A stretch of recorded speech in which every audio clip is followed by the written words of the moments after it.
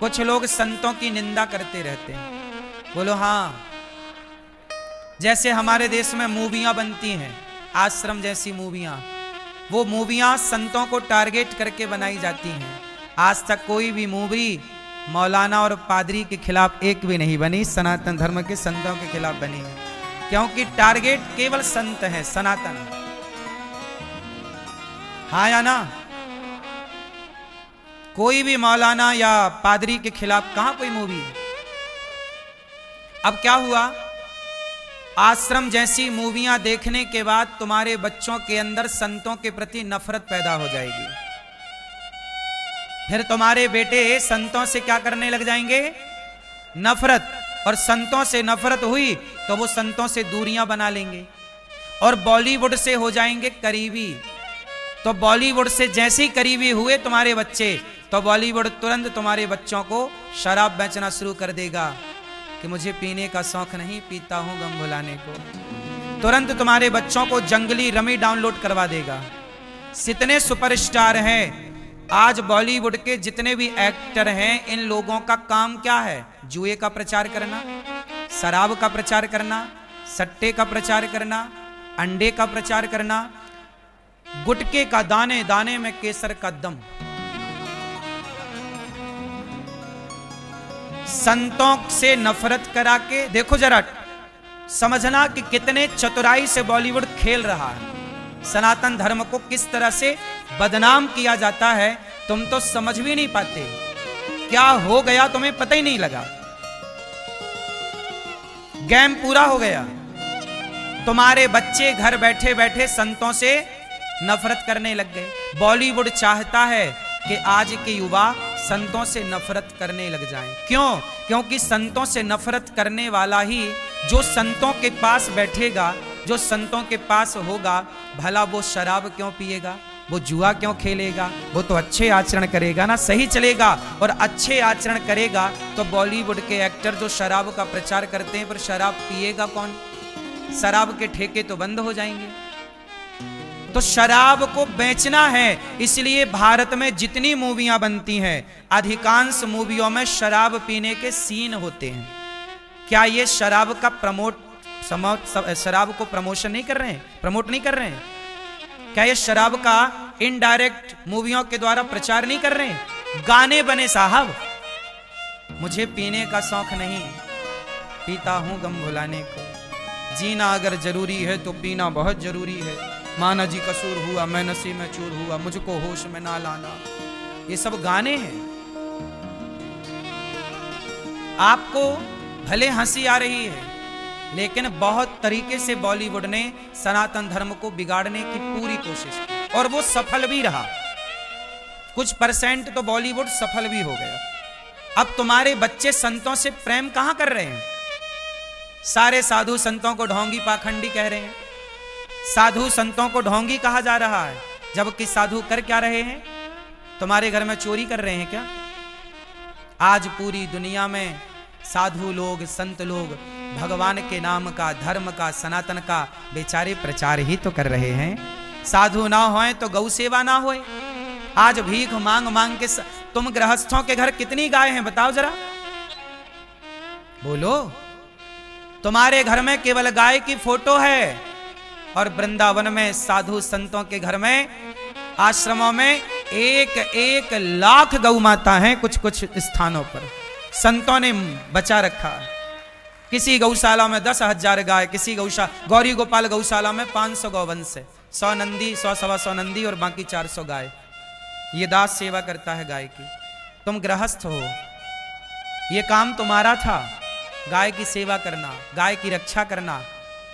नंद बाबा यशोदा गृहस्थ थे, गाय थी कि नहीं? ये तुम गृहस्थों का काम था। लेकिन जब तुम गृहस्थ लोग अपने कर्तव्य से हट गए तो फिर संत को गाय की सेवा करनी पड़ी, वरना गाय केवल फोटो में दिखती दोस्तों। आज गाय ना होती, सड़क में घूमने वाली गाय को ले जाते हैं बूचड़ खानों में, काट देते हैं। हमारा देश बहुत तरक्की कर गया, पता है? सबसे पहले नंबर पे भारत गौ तस्करी, गौ मांस सप्लाई करने वाला देश बन गया। पूरे दुनिया में सबसे ज्यादा गौ मांस भारत से सप्लाई होता है। ये उस देश में हो रहा है जिस देश में गाय की पूजा होती है, जिस देश में गाय को माता कहते हैं। तो जिन संतों ने गाय को बचा रखा है, जो संत भगवान का प्रचार कर रहे हैं, हमारे पूज्य प्रेमानंद जी किडनियां खराब होने पर भी सवेरे से शाम तक सनातन के लिए राधा नाम का पाठ देकर, मंत्र देकर भगवान को, सनातनियों को धर्म से जोड़ने में लगे हुए हैं। लेकिन बॉलीवुड संतों को बदनाम करने में लगा हुआ है। बॉलीवुड संतों को बदनाम करने में लगा हुआ। संत क्या चाहते हैं? कोई भी संत क्या चाहता है कि बेटा मांस ना खाओ, शराब ना पियो। हम आपके पास, आपके बच्चे हमारे पास बैठेंगे तो हम उन्हें कौन सा पाठ पढ़ाएंगे? यही कि माता पिता की सेवा करो। आज आपके बच्चे आपके पांव छूने से हिचकिचाते हैं। आजकल तुम्हारे बच्चे तुम्हारे घुटने छूते हैं, पांव नहीं छूते। कुछ बच्चों को छोड़ दीजिए आप, 2% 4%। भारत के 95% लड़के अपने माँ बाप के पांव नहीं छूते, घुटने छूते हैं। बात सही है कि गलत है? बोलो हाँ कि ना। लेकिन गौरी गोपाल आश्रम में ये दास अनिरुद्ध उन वृद्ध माओं को, जिनके अपने औलाद ने निकाल बाहर किया, उन माओं के हम पांव दबाते हैं बड़ी श्रद्धा से, इसलिए कि तुम्हारे बच्चे सीखें पांव दबाना, तुम्हारे बच्चे सीखें बड़ों का सम्मान करना। हम तो केवल कहकर ही नहीं, आचरण करके भी तुम्हारे बच्चों को प्रेरणा दे रहे हैं। लेकिन बॉलीवुड हमारे खिलाफ ही आपके बच्चों को जब भड़काएगा तो आपके बच्चे आएंगे कैसे हमारे पास? फिर वो सेवा देखेंगे कैसे? जब देखेंगे नहीं तो सीखेंगे क्या? फिर तो बॉलीवुड अपने कैप्चर कर लेगा आपके बच्चों को। आज के हमारे, बताइए, हमारे देश के 95% युवा नशा करने लग गए कि नहीं? बात सही है कि गलत है? 95% युवा नशा करते हैं, या शराब पी रहे हैं, या चरस पी रहे हैं, गांजा पी रहे हैं, अफीम पी रहे हैं, बीड़ी पी रहे हैं, सिगरेट पी रहे हैं, या गुटखा खा रहे हैं। कोई ना कोई नशा आपके बच्चे कर रहे हैं। 5% बच्चे बचे हैं इस देश में, 95% नशा कर रहे हैं। बात सही है? आंकड़ा सही है कि गलत है? अब बताओ। हम कहते हैं नशा ना करो, संत कहते हैं कि नशा, बोलो मेरी मां, संत कहते हैं कि नशा ना करो, और बॉलीवुड कहता है कि नशा करो। दाने दाने में केसर कदम बेच रहा है। तुम्हारे बच्चों को जंगली रमी डाउनलोड कौन करवा रहा है? बोलो। क्रिकेट के नाम पर जुआ कौन खिला रहा है? बोलो। जवाब देते ना बनेगा। आज क्रिकेट नहीं चल रहा है। आज क्रिकेट को क्रिकेट ना कहिए साहब, उसे खुले में जुआ कहिए। ये बात सही कह रहे हैं हम कि गलत है? बोलो। सही है? आज क्रिकेट में बच्चे लाखों रुपए हार जाते हैं। क्रिकेट में हर बॉल पर जुआ लगता है, आजकल सट्टा लगता है। हाँ या ना? अब बताओ कि पहले क्रिकेट का नशा लगवाया, फिर क्रिकेट को जुआ में तब्दील कर दिया ताकि तुम्हारे बच्चे जुआ खेल के बर्बाद हो जाएं। कितने बच्चे ऐसे हैं जो बाप की जमा पूंजी सट्टे में, जुआ में हार गए? कौन जिम्मेदार है? साधु लोग जिम्मेदार हैं कि बॉलीवुड जिम्मेदार है? तुम्हारी बेटियां पहले शरीर को ढकना धर्म समझती थीं, आज जरा जरा से कपड़े पहनकर घूम रही हैं। तो साधुओं के कहने से कम कपड़े पहन रही हैं कि बॉलीवुड के कहने से? बोलो। इसलिए अपने बच्चों को यदि संस्कारी बनाना है तो सबसे पहले बॉलीवुड से दूर करना पड़ेगा। अब देखो, बॉलीवुड का एक फंडा आपको सिखाऊं, समझाऊं, सीखे तो आप सब हैं। एक पिक्चर बनी, ओ माई गॉड। उस पिक्चर में बताया गया कि शंकर जी पर दूध क्यों चढ़ाते हो? बोलो हाँ। अब आपके बच्चों को दिमाग में बॉलीवुड ने डाल दिया कि शंकर जी पर दूध चढ़ाने की जरूरत नहीं है, गरीबों में बांटो। बात तो बिल्कुल सही है कि गरीबों में बांटो, शंकर जी के ऊपर चढ़ाओगे बह जाएगा, ऐसा बॉलीवुड का कहना है। ठीक है, लेकिन मैं एक आगे सवाल कर लूं कि तुम्हें बॉलीवुड वालों को यदि गरीबों की इतनी ही चिंता है कि गरीबों में बांटो, तो तुम जो पिक्चर बना के ये हजार हजार करोड़ कमाते हो एक मूवी से, पिक्चर से, उसमें से कितना तुमने गरीबों को बांट दिया ये बताओ। तुमने गरीबों के लिए कितने कॉलेज बनवाए, कितनी यूनिवर्सिटियां बनवाई, तुमने गरीबों के लिए क्या किया, कितने अन्य क्षेत्र तुमने खोल दिए। फुटपाथ पर तुम गाड़ी और चढ़ा देते हो सोने वालों पर, हाँ या ना? और ये ज्ञान दे रहे हैं गरीबों का। साहब कह देने से क्या हो रहा है, कह दीजिए। शंकर जी पर दूध चढ़ाओ मत चढ़ाओ ये आपकी मर्जी है, वो तो आपकी श्रद्धा है कि 10 रुपए का आप दूध चढ़ाना चाहें तो चढ़ा दें। मैं कहता हूं आपसे एक सवाल जो कि आपको बॉलीवुड से पूछना था, पर आपके पास अक्ल की थोड़ा कमी है इसलिए पूछ नहीं पाए। हम देते हैं आपको सही ज्ञान, जो सवाल तो कम से कम पूछो। सवाल पूछना बॉलीवुड से कि मुझे बताओ कि शंकर जी पर दूध चढ़ाने से ज्यादा नुकसान है या गरीबों का शराब पीने से ज्यादा नुकसान है? बताओ। घर बिगड़ रहे हैं शंकर जी पर दूध चढ़ाने से बिगड़ रहे हैं या शराब के कारण?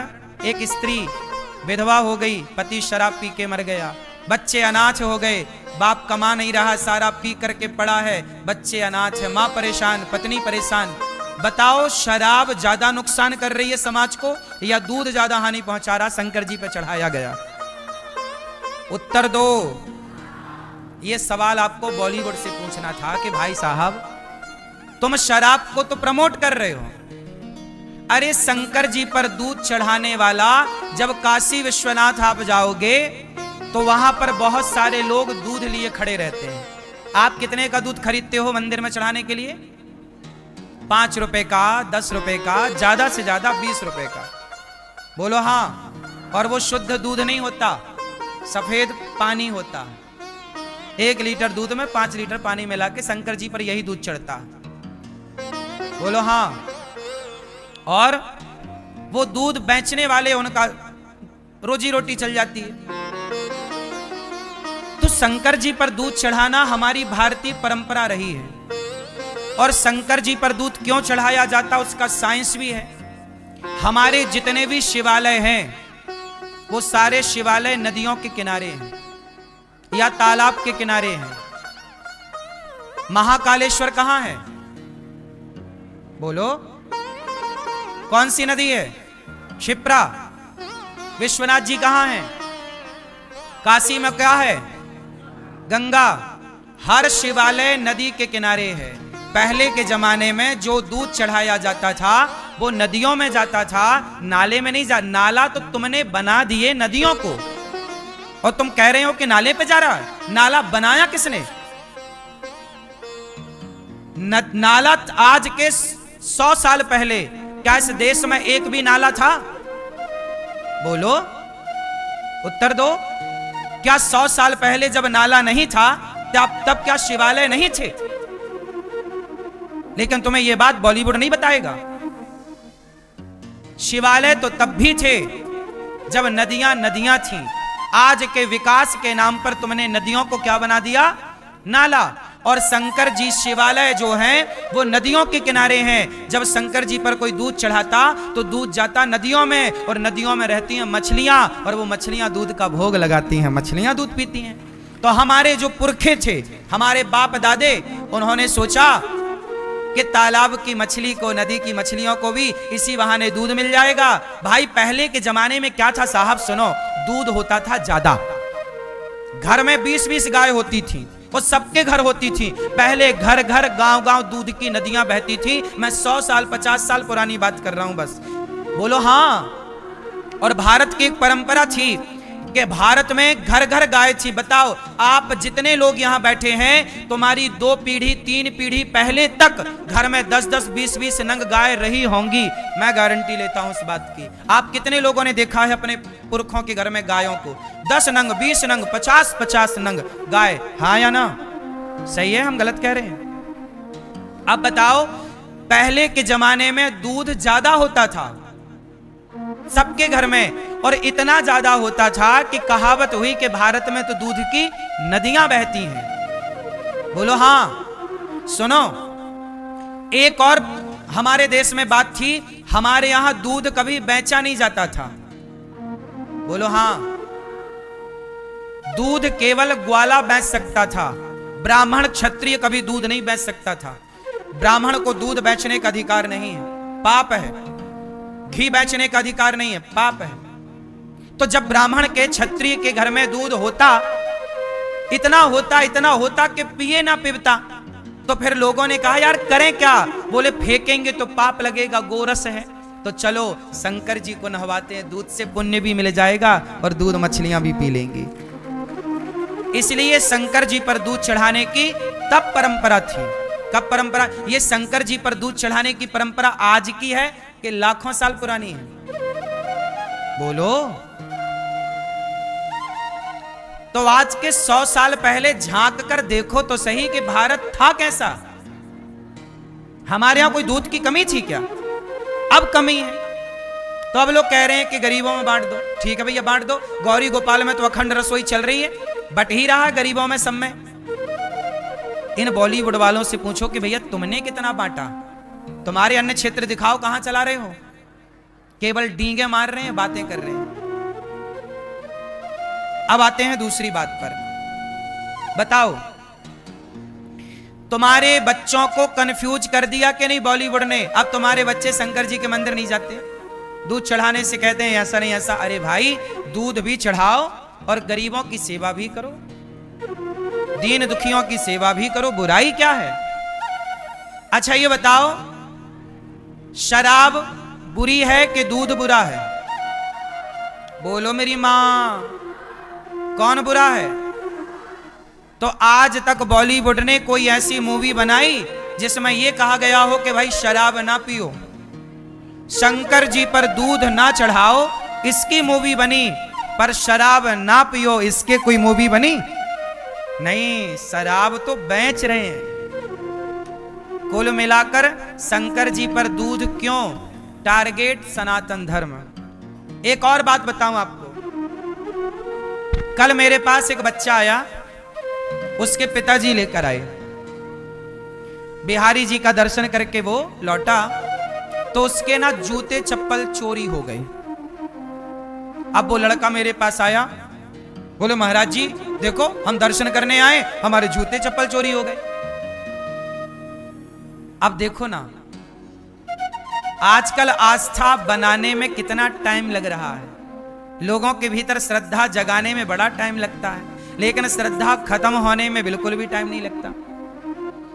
अब आप बताओ कि हमारे मंदिरों में मोबाइल चोरी होना, पर्स चोरी होना, जेब कटना, चैन चोरी होना, जूते चप्पल चोरी होना, ये पूरे भारत के मंदिरों में कॉमन सा नहीं हो गया है? बोलो। अब मैं आपको एक बात बताऊं कि यह भी एक षड्यंत्र है। जितने लोग मोबाइल चोरी कर रहे हैं, चैन चोरी कर रहे हैं, जूते चप्पल चुरा रहे हैं मंदिरों में, वो लोग सनातनी नहीं है। रूप बदलकर, कपड़े पहनकर, तिलक लगा के कोई भी आ जाए, आप लोगों के जूते चोरी होना, पर्स चोरी होना। अब सोचिए आप बिहारी जी गए, माना उदाहरण, और आप बिहारी जी गए और आपका मोबाइल चोरी हो गया, तो आपकी श्रद्धा बनेगी कि बिगड़ेगी? बोलो। इससे क्या हो रहा है कि सनातन धर्म में इस तरह से श्रद्धा पर प्रहार किया जा रहा है। किसी भी तरह से बॉलीवुड अपना काम कर रहा है, मूवियां बना बना के गलत, सनातन को बदनाम और बर्बाद करने के लिए, और ये षड्यंत्र अलग चल रहा है। चोरी, आपको पता है कथाओं में चोरी करने वालों के गिरोह चलते हैं, जत्था नहीं चलता, जत्था चलता है, उन्हें ट्रेनिंग दी जाती है चोरी कैसे करना है। ये कोई सनातनी थोड़ी है। जैसे आतंकवादी आतंक की शिक्षा पाकिस्तान दे रहा है, उसी तरह यह भी एक सनातन पर आतंक है। आपका मोबाइल चोरी होता है तीर्थ स्थान पर, आपकी श्रद्धा समाप्त हो जाती है। यार अगली बार नहीं आएंगे, हमारा मोबाइल चोरी हो गया। बात समझ में आ रही है आप लोगों को? इसलिए सनातन धर्म को बदनाम करने के लिए ये चैन चोरी मंदिरों में ही क्यों हो रहा है, कथाओं में ही क्यों हो रहा है?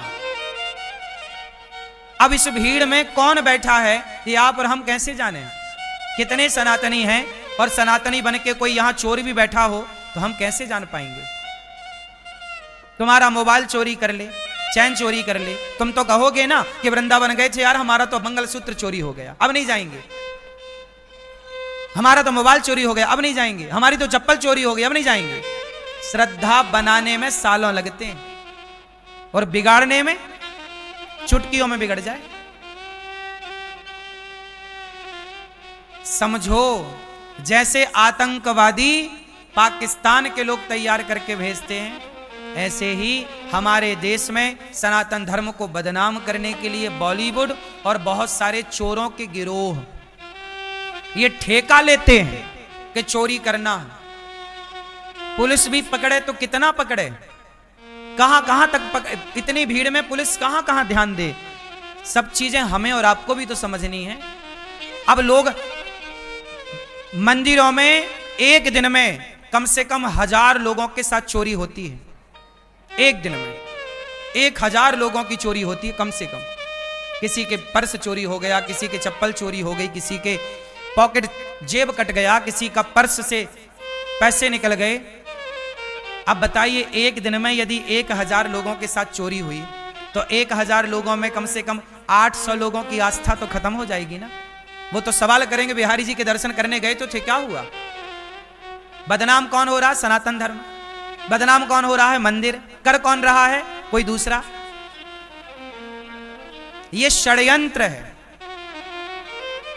सनातन चारों तरफ से परेशान करने के लिए ना सनातन को लोग लगे रहते हैं। अब हमारे देश में देखो ना, गांव के गांव हिंदुओं को पैसा दे दे के कन्वर्ट करके क्रिश्चियन बना लिया। क्या ये षड्यंत्र नहीं है? ये तो सबकी आंखों में दिख भी रहा है, नहीं दिख रहा है?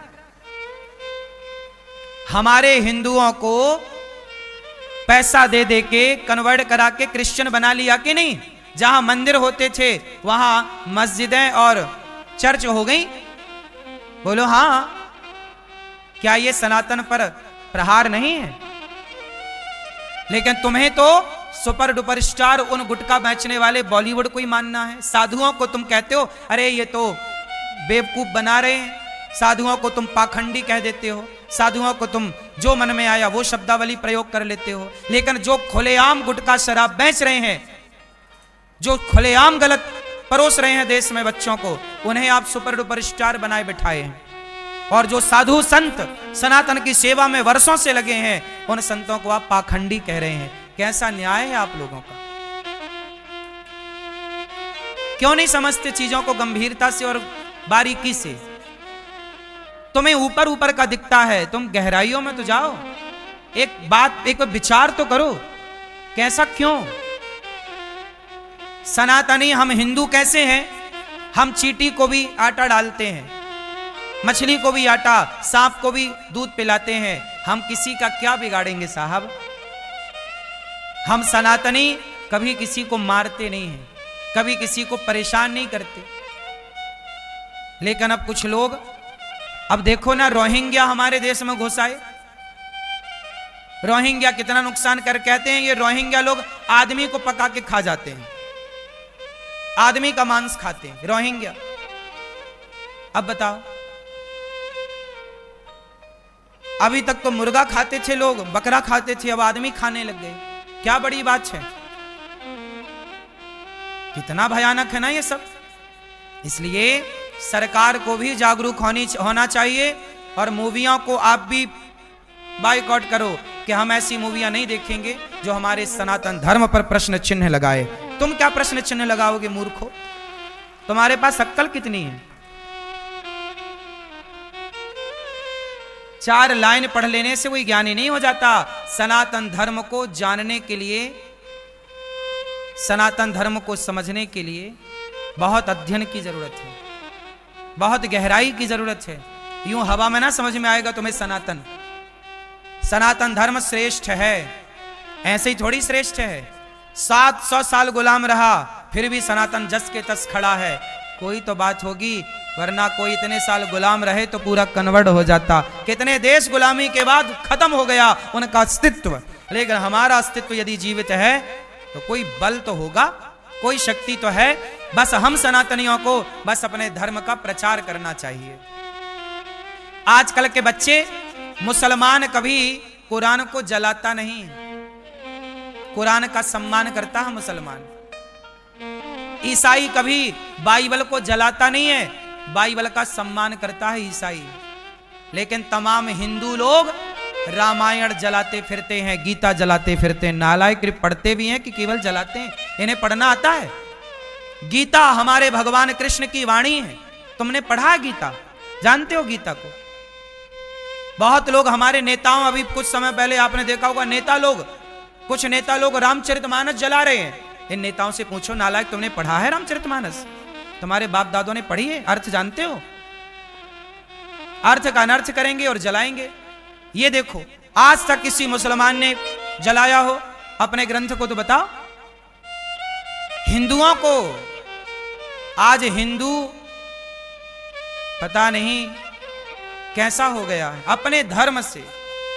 याद रखना साहब, मोहम्मद गौरी और पृथ्वीराज का जब युद्ध हुआ तो पृथ्वीराज चौहान ने तो मोहम्मद गौरी को 17 बार हरा ही दिया था।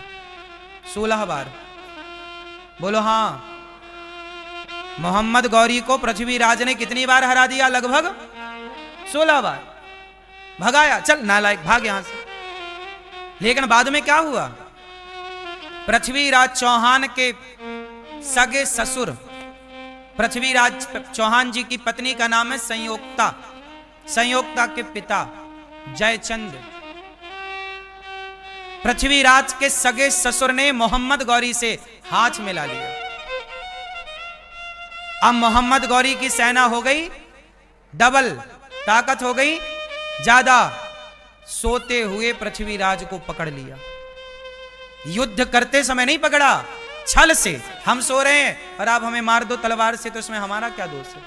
ये तो आपने हमारे साथ छल किया। तुम्हारी माँ ने दूध पिलाया होता तो युद्ध में आते, रणभूमि में आते। इसलिए हमारे यहां युद्ध होते थे ना, तो हमारे युद्ध में भी धर्म होता था। पीछे से प्रहार करने की परंपरा नहीं थी। क्यों जी? बात सही है। धर्म क्षेत्र कुरुक्षेत्र, धर्म का युद्ध है ये। पृथ्वीराज को पकड़ लिया, आंखें फोड़ दी, वो सब आप जानते हैं। मैं एक सवाल आपसे करूं कि गद्दार कौन था? जयचंद को आप गद्दार कहेंगे कि मोहम्मद गौरी को गद्दार कहेंगे? बड़ा गद्दार कौन है? मोहम्मद गौरी से डर नहीं है, क्योंकि मोहम्मद गौरी तो शत्रु है, वो खुले में शत्रु है। हमें पता चल जाए कि हमारा शत्रु है तो घबराने की जरूरत नहीं, खुले मैदान से लड़ेंगे, शत्रु है ना। लेकिन समस्या उनसे है जो घर में अपने बनकर बैठे हैं और वो खंजर पीठ में मार रहे हैं। इसलिए हमारे देश में जयचंद तब भी थे, और आज जो सनातन के खिलाफ गीता रामायण जलाने वाले लोग, यह भी आज के जयचंद हैं। सनातन से प्यार करो साहब, अपने धर्म को पढ़ो, अपने धर्म को जानो। यूं बात करने से नहीं होता। बिना तथ्यों के आप बात करेंगे, उन बातों में सार क्या निकलना है?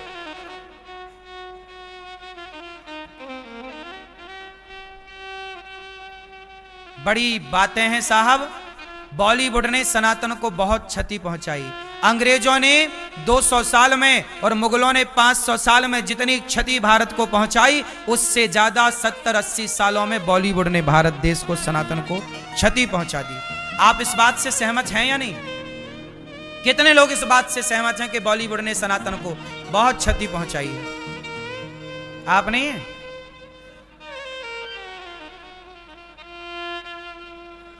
मूवियां देखते हैं? कौन सी पसंद है?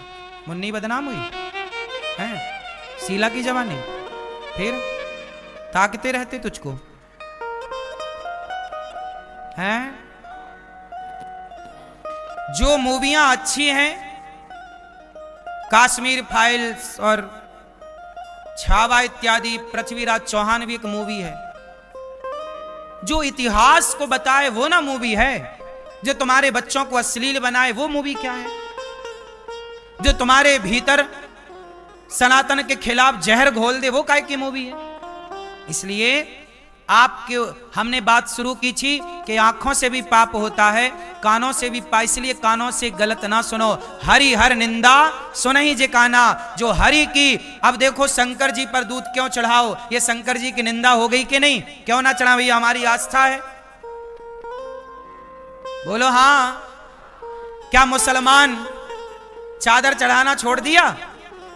क्या चादर चढ़ाने के खिलाफ कोई मूवी बनी? बोलो। पादरी लोग चढ़ाते हैं वहां प्याला, तो क्या वो उनके खिलाफ कोई मूवी बनी? फिर केवल शंकर जी का दूध आंखों में खटक रहा है इन नालायकों को।